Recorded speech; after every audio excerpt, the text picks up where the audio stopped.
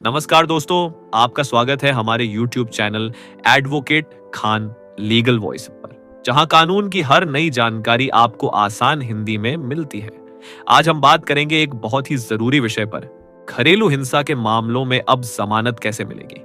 लेकिन इस बार बात करेंगे नए कानून BNS और BNSS 2023 के हिसाब से, क्योंकि अब भारतीय दंड संहिता यानी IPC को हटा दिया गया है और उसकी जगह भारतीय न्याय संहिता 2023 लागू हो चुकी है। तो क्या अब घरेलू हिंसा के आरोपी को जमानत मिल पाएगी या नहीं? क्या पुलिस तुरंत गिरफ्तार कर सकती है? क्या महिला की शिकायत पर तुरंत कार्रवाई होगी? सब कुछ जानिए विस्तार से इसी वीडियो में। सबसे पहले जानते हैं घरेलू हिंसा क्या होती है। घरेलू हिंसा का मतलब है किसी महिला को शादी, परिवार या घरेलू रिश्तों के दायरे में प्रताड़ित करना। इसमें शामिल होते हैं शारीरिक हिंसा, मानसिक उत्पीड़न, आर्थिक शोषण, यौन उत्पीड़न, धमकी देना, घर से निकाल देना। आइए जानते हैं घरेलू हिंसा से संबंधित मुख्य सिविल कानूनों के बारे में। Protection of women from domestic violence act 2005। लेकिन अगर हिंसा गंभीर हो तो अब अपराध दर्ज होता है। भारतीय न्याय संहिता BNS 2023 के तहत अब जानते हैं IPC 4981 की जगह अब कौन सी धारा लगती है। पुराने कानून IPC में 498A था। अब भारतीय न्याय संहिता 2023 में यह धारा बन गई है BNS की धारा 85, जिसमें पति या ससुराल वाले अगर महिला को मानसिक या शारीरिक रूप से प्रताड़ित करते हैं तो यह अपराध माना जाता है। यह अपराध गैर जमानती है, संज्ञेय, कॉग्नाइजेबल है। अधिकतम सजा 3 साल तक की जेल प्लस जुर्माना भी हो सकता है।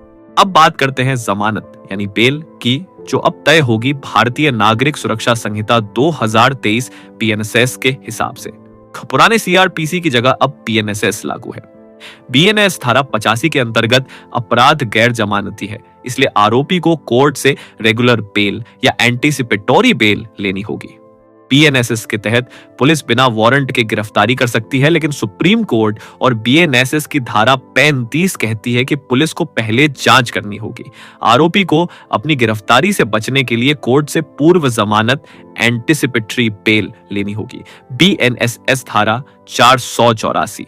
एंटीसिपेटरी बेल लेने की प्रक्रिया BNSS सेक्शन 484। अगर आप पर घरेलू हिंसा का झूठा या असली आरोप लगा है और आप गिरफ्तारी से बचना चाहते हैं तो पूर्व जमानत एंटीसिपेटरी बेल का आवेदन इस प्रकार करें। अपने वकील के माध्यम से सेशन कोर्ट या हाई कोर्ट में अर्जी लगाएं। कोर्ट निम्न बातों पर विचार करेगा: FIR की गंभीरता, सबूतों की स्थिति, महिला की हालत, आरोपी का व्यवहार। कोर्ट शर्तों के साथ या बिना शर्त जमानत दे सकता है। BNSS के अनुसार कोर्ट निम्न शर्तों के साथ बेल दे सकता है: आरोपी पीड़िता से संपर्क नहीं करेगा, किसी भी प्रकार की धमकी नहीं देगा, जांच में सहयोग करेगा, देश नहीं छोड़ेगा, गवाहों से छेड़छाड़ नहीं करेगा। अगर इनमें से किसी शर्त का उल्लंघन हुआ तो कोर्ट बेल रद्द कर सकता है। आइए जानते हैं गलत केस में फंसने पर क्या करें। घरेलू हिंसा के मामलों में झूठे आरोपों की संख्या भी बढ़ रही है। ऐसे में अगर आपको लगता है कि आप निर्दोष हैं तो अब BNSS की धारा 226 के अनुसार हाई कोर्ट में FIR रद्द करवाने की याचिका दायर करें। बेल लेते समय अपने पक्ष के मजबूत सबूत पेश करें। यदि महिला झूठ बोल रही है तो बाद में मानहानि, डिफेमेशन या झूठे केस का मुकदमा कर सकते हैं। BNSS धारा 35 के अनुसार पुलिस अब कैसे करेगी गिरफ्तारी? BNSS की धारा 35 साफ कहती है सिर्फ शिकायत के आधार पर तुरंत गिरफ्तारी नहीं होगी। पुलिस पहले प्राथमिक जांच, प्रीलिमिनरी इंक्वायरी करेगी। केस मजबूत लगे तभी गिरफ्तारी होगी। इससे बेगुनाह लोगों को राहत मिलेगी। आइए जानते हैं घरेलू हिंसा में महिला की सुरक्षा कैसे होती है। घरेलू हिंसा कानून महिला को कई अधिकार देता है। प्रोटेक्शन ऑर्डर, आरोपी को महिला से दूर रहने का आदेश।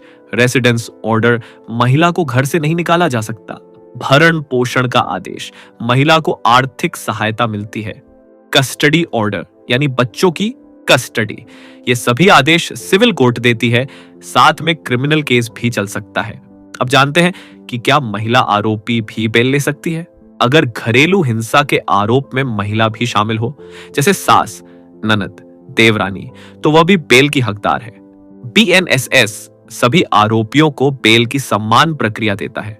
बीएनएस और बीएनएसएस का मकसद है गिरफ्तारी की प्रक्रिया पारदर्शी हो, झूठे केस कम हो, पीड़िता को न्याय मिले, आरोपी को अपनी बात कहने का मौका मिले। अब हर केस में पुलिस तुरंत गिरफ्तारी नहीं करेगी, कोर्ट खुद तय करेगा कि बेल देना है या नहीं। तो दोस्तों, अब आपने जाना घरेलू हिंसा क्या है, नए कानून बीएनएस और बीएनएसएस में क्या बदलाव हुए, बेल कैसे मिलेगी और किन शर्तों पर मिलेगी, और झूठे केस से कैसे बचा जा सकता है। इस जानकारी को समझना जरूरी है ताकि आप अपने हक की रक्षा कर सकें। अगर यह जानकारी आपके काम की लगी हो तो वीडियो को लाइक करें, चैनल को सब्सक्राइब करें, कमेंट में अपने सवाल जरूर पूछें और इस वीडियो को शेयर करें उन लोगों के साथ जिन्हें इसकी जरूरत हो।